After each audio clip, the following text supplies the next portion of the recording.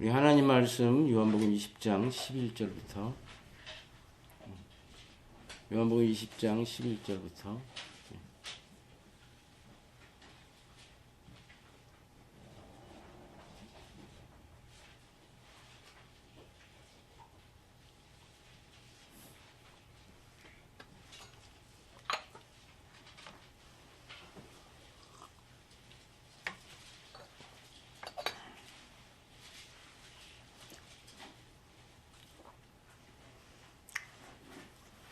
요한복음 20장 11절부터 18절까지 함께 읽겠습니다. 마리아는 무덤 밖에 서서 울고 있더니 울면서 굽으려 무덤 안을 들여다보니 흰옷 입은 두 천사가 예수의 시체에 뉘었던 곳에 하나는 머리편에 하나는 발편에 앉았더라. 천사들이 이르되 여자여 어찌하여 우느냐 이르되 사람들이 내 주님을 옮겨다가 어디 두었는지 내가 알지 못함이니이다. 이 말을 하고 뒤로 돌이켜 예수께서 서 계신 것을 보았으나 예수이신 줄은 알지 못하더라. 예수께서 이르시되 여자여 어찌하여 울며 누구를 찾느냐 하시니 마리아는 그가 동산지기인 줄 알고 이르되 주여 당신이 옮겼거든 어디 두었는지 내게 이루소서. 그리하면 내가 가져가리이다. 예수께서 마리아야 하시거늘 마리아가 돌이켜 히브리 말로 라보니 하니 이는 선생님이라는 말이라. 예수께서 이르시되 나를 붙들지 말라. 내가 아직 아버지께로 올라가지 아니하였노라. 너는 내 형제들에게 가서 이르되 내가 내 아버지 곧 너희 아버지 내 하나님 곧 너희 하나님께로 올라간다 하라 하시니 막달라 마리아가 가서 제자들에게 내가 주를 보았다 하고 또 주께서 자기에게 이렇게 말씀하셨다 이르니라. 아멘. 이 아침에는 막달라 마리아의 부활 신앙과 더불어 낯선 부활절 그리고 친숙한 부활이라는 제목으로 은혜를 나누겠습니다. 이 부활절이 되면 저는 고난주간 또 사순절 주간이 이어져서 그러기도 하지만 좀 더 기도를 하는 것 같습니다. 기도 중에 부활절 예배를 위해서 특별히 설교를 위해서 준비할 때 늘 어떻게 하면 부활을 설명하고 증거할 수 있을까. 그래서 내가 믿지 않는 일반 사람의 입장에서 부활을 어떻게 바라볼 것인가. 그렇게 이제 출발을 합니다. 그래서 상당히 저에게는 굉장히 고된 일입니다.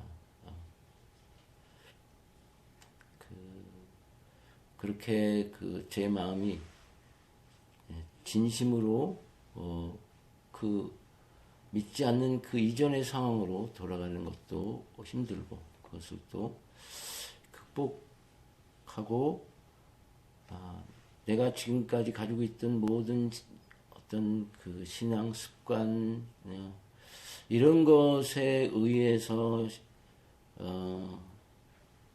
지지되는 신앙이 아니라 부활의 주님이라면 늘 부활의 능력으로 나와 함께 하시는데 그 주님 그 은혜를 이제 힘입고 싶은 것이죠. 그런데 이제 이번에는 이렇게 기도를 제가 하면서 제 마음에 이렇게 하나님이 응답을 하셨습니다. 야, 네가 사는 것 자체가 부활의 증거야. 어떤 사모님이 저를 두고 그런 얘기를 했습니다. 목사님은 설교를 안 하셔도 목사님이 살아가시는 그 자체가 주님이 살아계신 증거입니다.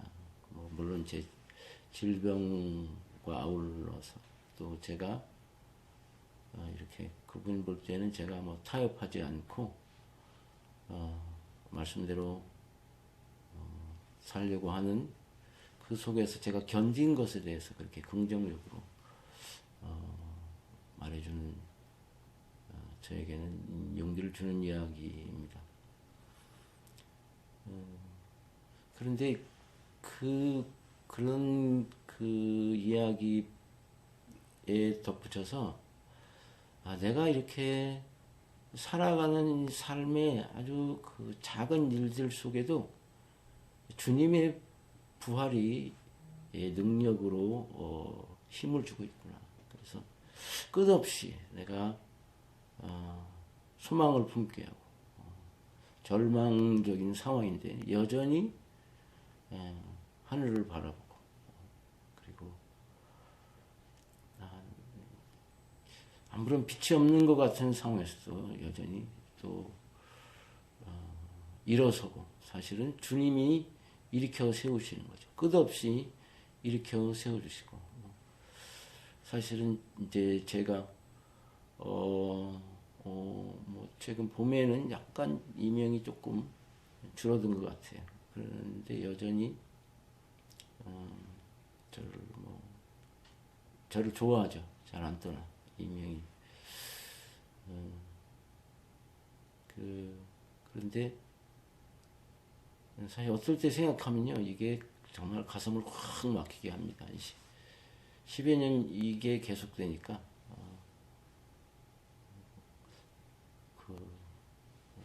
정말 저를 덮어 누르는 것 같은 때가 있어요. 그런데 제가 지금까지 잘 살아왔고 또 일어서게 하시는 거예요. 여전히 또 그래서 저는 그냥 틈만 나면 밖에 나가서 걷습니다. 사람이 그런 것 같아요. 진심이라는 게 참 중요한 것 같아요.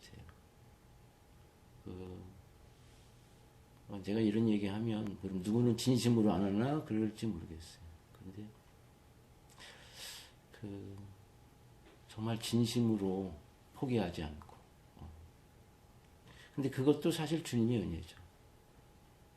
이 부활신앙이 우리에게는 굉장히 먼 것처럼 그리고 굉장히 어렵게 느껴지는데 사실 막달라 마리아가 이 부활의 주님을 만난 것은 그냥 무슨 특별한 열심이나 특별한 그 헌신이 아니라 그냥 자기의 삶에 일관된 삶의 그 진심, 그 관성 그것이 결국 부활의 주님을 만나게 했다는 것입니다. 근데 제가 이렇게 이제 은퇴를 할 때가 돼서 제 목회와 사람들을 이렇게 돌이켜보면서 진심은 정말 통한다. 그거를 제가 확신하게 됐을 뿐만 아니라 이 진심을 가지고 사는 사람이 많지 않구나. 조금만 어렵거나 조금만 뭐 내 이익과 결부되지 않은 문제가 있으면 자꾸 포기하거나 뒤로 물러가거나 그런 거죠. 그러니까 저는 지금도 여전히 이 건강이나 또 여전히 뭐 계속해서 책도 읽고 뭐 성경도 더 많이 읽으려고 하고 또 그동안에 막자들이 기록해 놓은 그런 것들을 여전히 제가 공부를 하려고 애를 씁니다. 그런 것들이 그래요. 정말 이게 무슨 의미가 있나 내가 이렇게 이런 상황인데 내가 요즘은 뭐 잘 잊어버려요. 그래서 저는 핸드폰 사서 뭐 10대 번 잊어버렸는데 그것도 다시 찾게 되고 그런 것도 은혜라고 하면 은혜일 수 있겠지만 그러니까 뭘 이렇게 배우고 그래도 그렇게 자꾸 산산조각이 나고 먼지처럼 날아가는데 그럼에도 불구하고 남는 게 있고 또 세월이 지나가면 그러니까 참 그 태도, 삶의 태도가 참 중요한 것 같아요. 그 막달라 마리아는 여기 오늘 본문을 보면 혼자서 예수님의 무덤을 찾아갑니다. 물론 이 19장에는 막달라 마리아와 또 다른 여자가, 또 다른 복음서에는 예수님 장례를 제대로 치르지 못해서 이렇게 장례용품을 준비해서 가는 이야기가 나오는데, 오늘 여기 우리가 읽은 요한복음 20장에는 예수님이 혼자서 무덤에 갑니다. 무섭지 않겠어요, 그냥? 그런데 정말 그래요. 사랑하면요, 그런 게 하나도 무섭지 않은 것 같아요. 더러운 것도 없어요. 정말 사랑하면.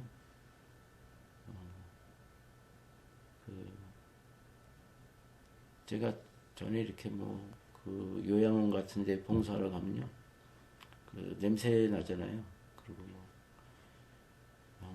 대소변 못 가리고 이런 분들, 제가 정말 사랑하면 그런 게 느껴지지 않아요. 막달라 마리아가 그 십자가에서 그렇게 찔려서 죽었잖아요. 그러니까 피범벅이 되고, 또 그 기후에 이런 그런 곤충들이 와서 이렇게 달려들고 그랬을 거라는 생각을 하게 됩니다. 그런데 막달라 마리아가 자기가 받은 은혜가 있잖아요. 마가복음에 보면 7 귀신 들렸었다, 그런 표현을 하고 있잖아요. 그러니까 너무 감사한 거예요. 그래서 주님이 죽으셨는데 내가 그래도 뭔가를 주님 앞에 내가 할 수 있는 걸 좀 해야지. 그래서 예수님 무덤에 찾아갑니다. 그 장면을 우리 20장 1절에 같이 읽겠습니다. 안식 후 첫날 일찍이 아직 어두울 때에 막달라 마리아가 무덤에 와서 돌이 무덤에서 옮겨진 것을 보고, 그러니까 안식일에는 일을 못 하잖아요. 그러니까 이렇게 장례도 못 치르는 거예요. 장례도 일에 속하니까. 근데 어두울 때 그 마음이 느껴지는 거예요.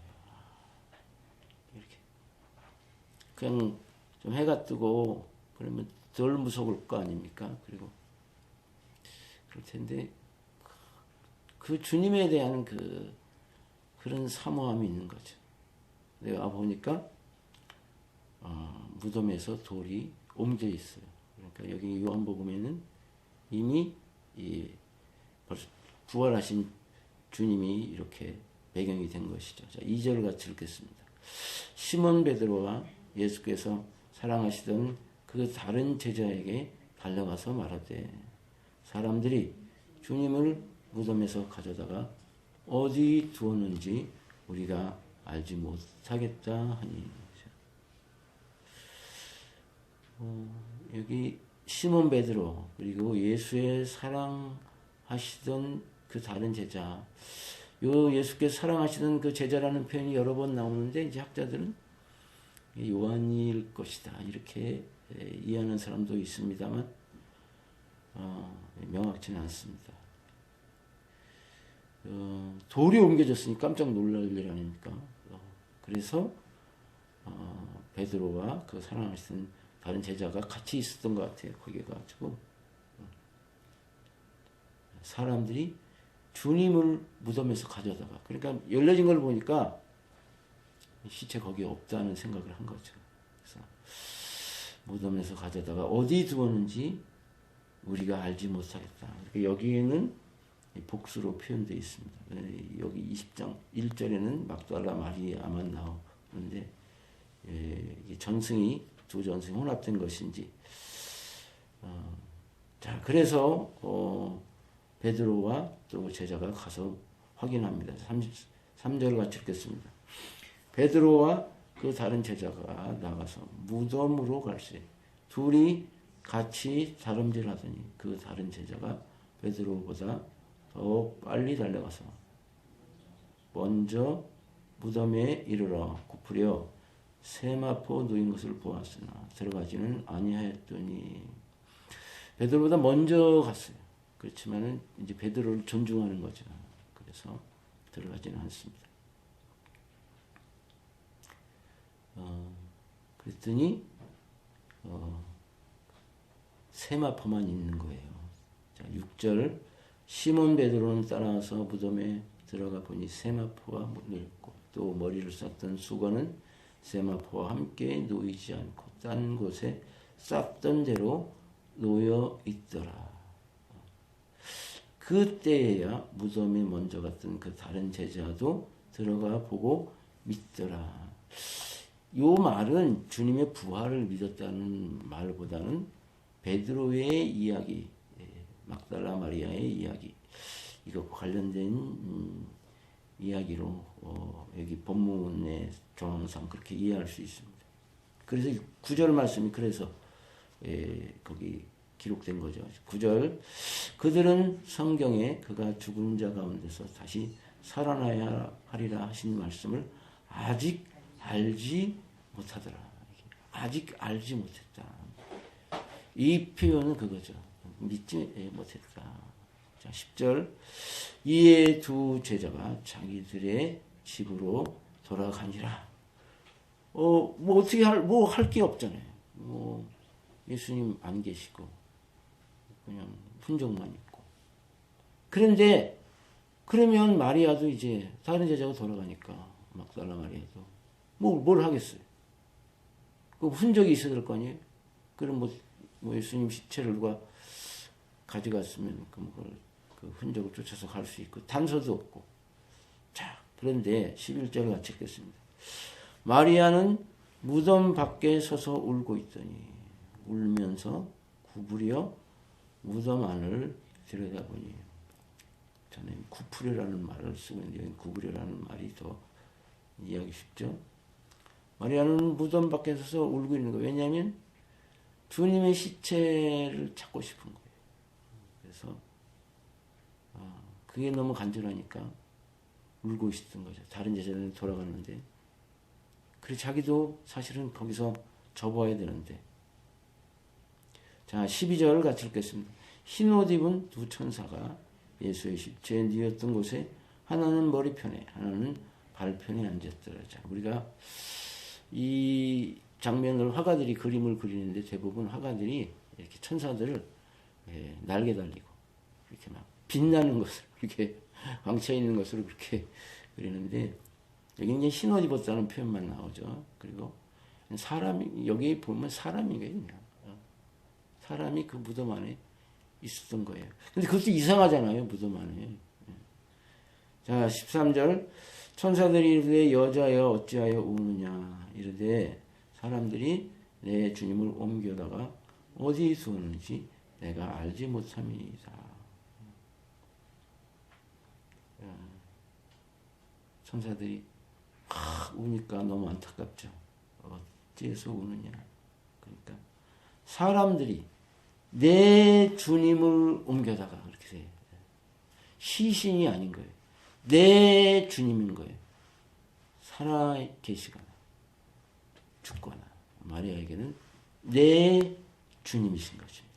내 주님을 옮겨다가 어디 두었는지 내가 알지 못합니다. 자, 14절.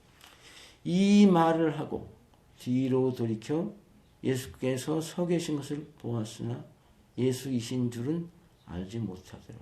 자, 뒤로 봤는데 예수님이, 부활하신 예수님이 계신 거예요. 근데 모르는 거예요. 이 화가들의 그림을 보면 예수님이 부활하신 모습은 막 광채가 나죠. 그리고 막 멋있잖아요. 뭐 이렇게 일반적인 모습은 아닌 거예요. 화가들이 그렇게 그린 이유는 그거예요. 뭔가 부활의 영광을 드러내려고 한 것이죠. 그러나 그 화가들이 참 고민을 많이 했겠죠. 어떻게 그릴까. 근데 본문에는 그냥 아주 평범한 사람인 거예요. 부활의 주님이. 그래서 예수신지를 모른 거예요. 막달라 마리아하고 예수님하고는 살아생전에 여러 번 대면을 했고, 그렇지만 모른 거예요. 그 이유가 또 하나는 지금 예수님이 돌아가셨으니까 시신을 찾으려고 거기에 온 마음이 다 가 있는 거죠. 그러니까 예수이신 줄 모른 거죠. 자, 15절 같이 읽겠습니다. 예수께서 이르시되 여자여 어찌하여 울며 누구를 찾느냐 하시니 마리아는 그가 동산지기인 줄 알고 이르되 주여 당신이 옮겼거든 어디 두었는지 내게 이르소서 그리하면 내가 가져가리이다. 동산지기인 줄 알았어. 그러니까 그 정원사 허름한 옷을 입은 정원사가 그 무슨 그 멋진 옷을 입겠습니까? 그냥 일하는 옷을 입은 거죠. 동산지기인 줄 알고 물은 거예요. 당신이 옮겼거든 어디 두는지 내게 말씀해 주시면 내가 가져가겠습니다. 그래서 아직도 모르는 거죠. 자, 16절 예수께서 마리아야 하시거늘 마리아가 돌이켜 히브리 말로 라보니 하니 이는 선생님이라는 말이라. 그래서 랍비라는 히브리 말로 랍비가 이제 선생님이라는 말인데 비슷한 말인 것 같습니다. 예수님이 마리아야 이렇게 이름을 불러 주시는 겁니다. 그랬더니 막달라 마리아가 예수님인 거를 그 순간에 알게 된 것입니다. 그래서 저는 늘 이 본문을 볼 때 결국은 부활의 주님은 주님이 먼저 불러주시고 주님이 먼저 손을 내밀어 주셔야만 그래야만 열리는 것이구나 이렇게 이제 늘 이해를 하고 지금도 그렇게 어렵게 생각을 합니다.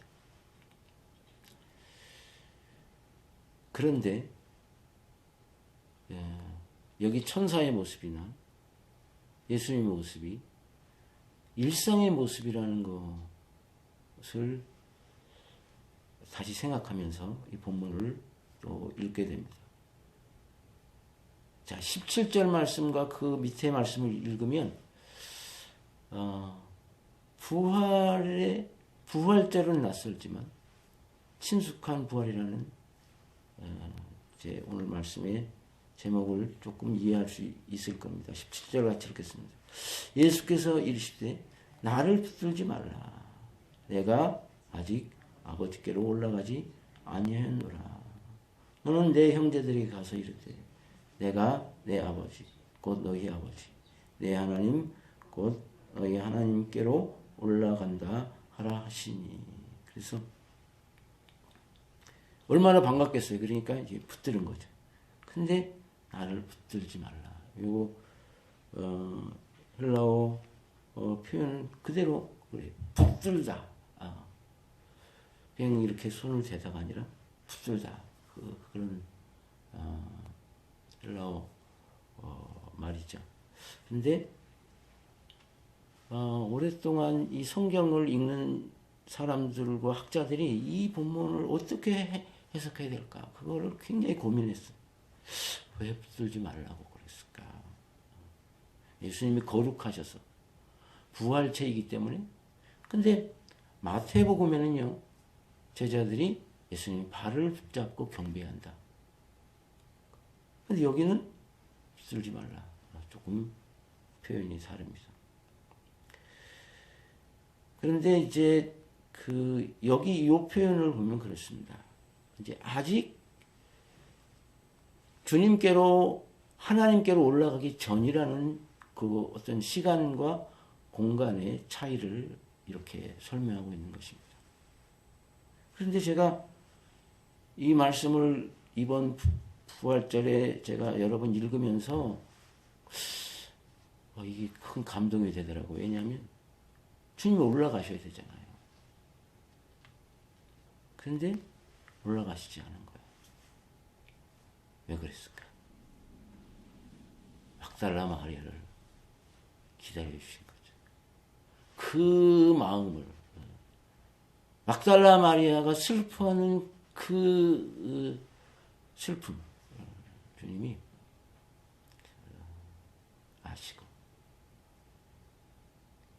기다려 주신 거예요. 그래서 아직 올라가지 않으신 거예요. 올라가야 되는데 여기 이 표현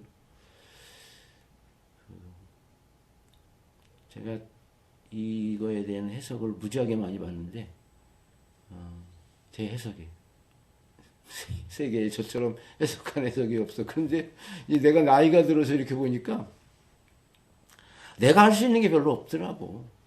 부활의 주님이 나를 이렇게 불러주신다? 나에게 손을 내미신다? 그거 내가 뭐 할 수 있는 게 없잖아요. 그죠? 그냥 엎드리는 수밖에 없는 거지. 뭐 기도하는 수밖에 없어요. 이 기도 응답이라는 게 사실은 그렇잖아요. 주님이 십자가와 부활이 없으면 기도 응답이 있을 수가 없잖아요. 예수 이름으로 기도한다는 게 십자가와 부활이 아니면 그 예수 이름으로 기도한다는 게 의미가 없잖아요. 그래서 내가 이 말씀을 그 학자들이 고민하는 거기에 초점을 맞춰서 그래 왜 붙들지 말라고 예수님이 말씀하셨을까. 그런데 그냥 이제 이렇게 내가 이거 해석할 수 없다 이렇게 놓아지더라고요. 그러면서 내 평생에 베푸신 은혜를 하나님이 깨닫게 하시는 거예요. 그래서 제가 서두에 말씀드렸잖아요. 너의 삶이 부활의 증거다. 내가 생각해보면 내가 아무리 봐도 이거는 포기해야 돼. 이거는 접어야 돼. 더 이상 소망이 없어. 나의 건강과 나의 목회뿐만 아니라 나에게 왔던 그 많은 환자들, 특별히 뭐 불치병에 걸렸던 사람들, 그리고 다 망해서 왔던 그 사람들, 어떻게 그 사람들이 회복이 되고 치유가 되고 강건해지고 그 삶에 빛을 얻었을까? 그거는 그 부활의 주님이 아니고서는 설명이 안 되는 거지. 그러니까 그 기다려 주신 거예요. 그러니까 내가 열심히 기도하고 하나님 도와주세요 막 그랬는데 막 내가 주님을 막 찾고 막달라 마리아가 주님 어디 계세요? 시체라도 막 가져가려고 막 그러는데 사실은 주님이 기다려 주신 거예요. 신이 인간을 그렇잖아요. 헬라어 신은 그렇잖아요. 인간을 놀이개로 삼잖아요. 그죠? 사실 구약의 하나님은 좀 무서운 하나님이지. 근데 예수님을 통해서 말씀이 육신이 돼서 우리 가운데 거하신 예수님을 통해서 나타나신 하나님은 다르잖아요. 그 오랫동안 제가 읽었던 성경이 이제 여기서 그런 감동을 주는 거예요. 그렇구나. 부활이라는 게 먼 게 아니구나. 부활절은 멀어요. 부활절은. 너무 내가 그 어렸을 때부터 신앙생활을 하진 않았거든요. 고등학교 때부터 부활절인데 부활절 되면 새벽 기도 하잖아요. 하얀 옷 입고 나와서 교회에서 우리 교회도 처음에는 부활절 새벽 예배 그렇게 드렸죠. 코로나 이후로는 아주 옛날 얘기가 됐죠. 그런데 내가 내 문제나 우리 교우들 문제를 위해서 기도할 때 제가 금요일날 그 말씀을 드렸잖아요. 예수님이 겟세마네 기도해서 나의 원대로 마옵시고 아버지의 원대로 하옵소서. 그러니까 예수님이 다 기도를 놓으신 게 아니라 자기의 이 잔을 물러가게 해주십시오 하는 그런 자기를 위한 기도를 놓으신 게 아닌 거예요. 여전히 있어. 그렇지만 아버지의 뜻이 이루어지기를 바란다는 자기의 뜻을 접지 않은 거예요. 그러나 나는 그 기도가 너무 위로가 되는 거예요. 그렇지 내가 무슨 세계 평화를 위해서 기도하면 얼마나 기도하겠어. 내 문제를 위해서 기도하고 내 주변 사람을 위해서 기도하는 거예요. 내 중심적일 수밖에 없어요. 그런데 그럴 때마다 정욕으로 구하면 안 되는다 이런 것도 생각나서 그러면 어떻게 회개하고 기도해야 되겠네 이러고 하나님 뜻대로 기도해야 된다. 그러면 또 이거 하나님 뜻이 아닌가 보다. 뭐 이러게 되고. 그런데 예수님의 그 겟세마네 기도가 저에게 확 다가온 거예요.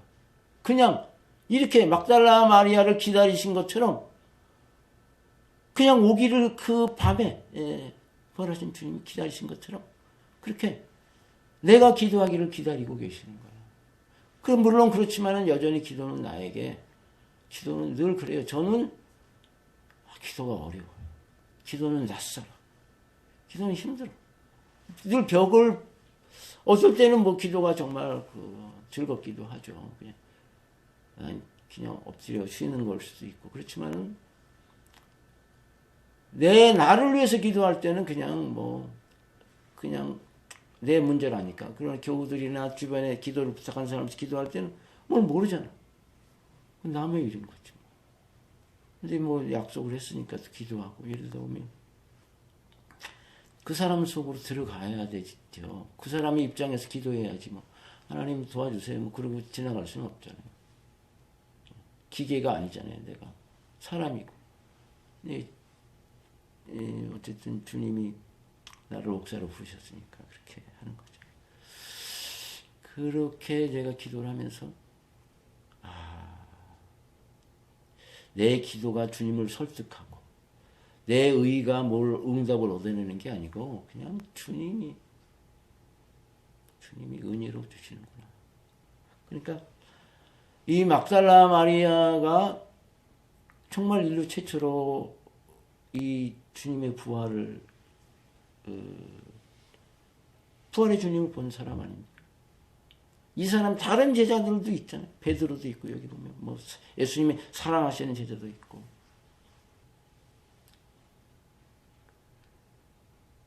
그런데 그냥 진심인 거죠. 그래서 주님의 내가 장례라도 제대로 해야겠다. 인간의 도리인 거예요. 그죠? 근데 그 인간의 도리가 진심인 인간의 도리가 부활의 주님을 만나는 유일한 통로가 됐던 거예요. 그래서 내가 보니까 그런 것 같아요. 이렇게 어떻게 보면 쉬운 것 같은데. 그죠? 늘 쉽지 않은데.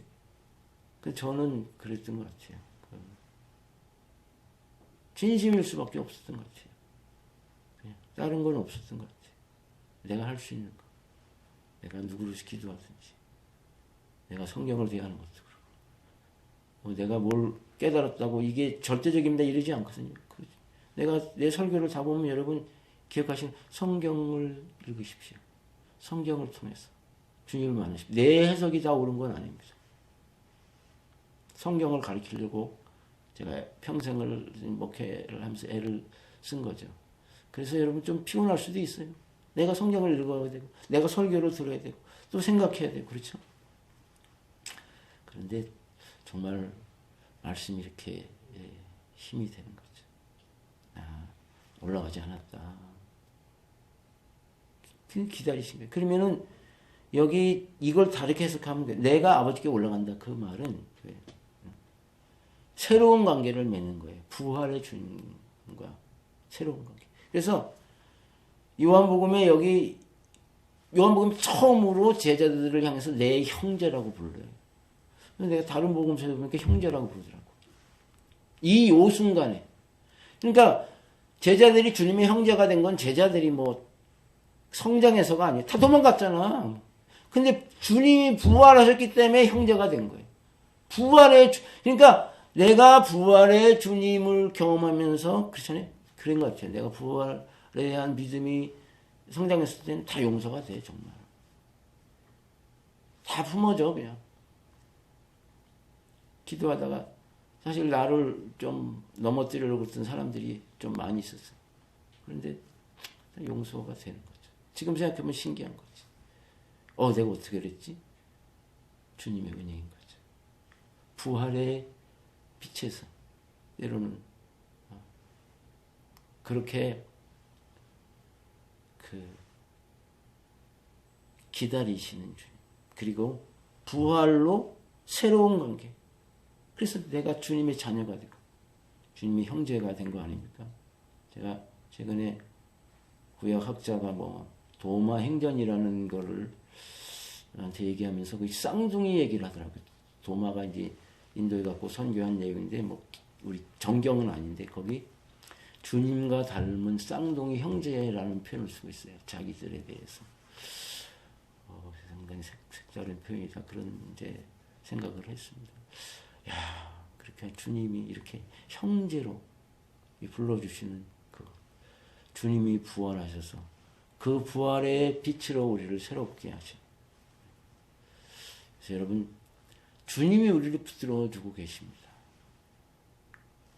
주님의 부활이 우리를 새롭게 하는 거죠. 그래서 주님이 죽음의 권세와 질병의 권세를 깨뜨리시고 부활하신 그분이 제자들이 형제로 보신 것처럼 우리를 그렇게 품어주시고 우리가 부활의 신앙 속에서 주님을 사모할 때 우리는 그렇게 부활의 능력으로 우리를 새롭게 하시는 그 은혜를 누리게 될